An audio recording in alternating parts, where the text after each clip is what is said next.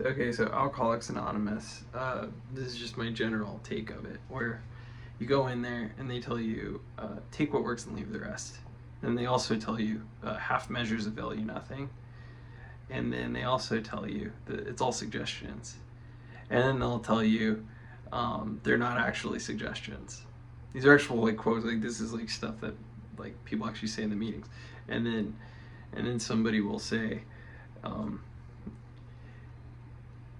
like something like God has to make us perfect, and then the next person will say, oh, it's progress not perfection, and then the next person will say meeting makers make it. Then someone says meetings don't get you sober, and then it just goes on. It's incredibly contradictory. It's like think, and then your best thinking got you here. Yes, I was like, you never trust your own thinking ever again.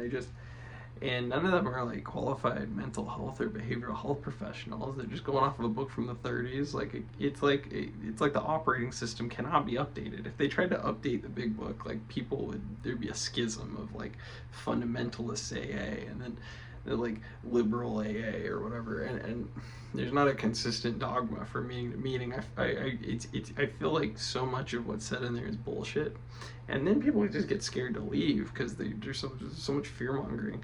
Like you might have stayed sober for like several years, and then you're just like scared to leave because it's false fear mongering. So they just keep you busy all the time. So I don't know. If you don't like AA, just know like any time you spent sober, that was actually you the whole time in the driver's seat.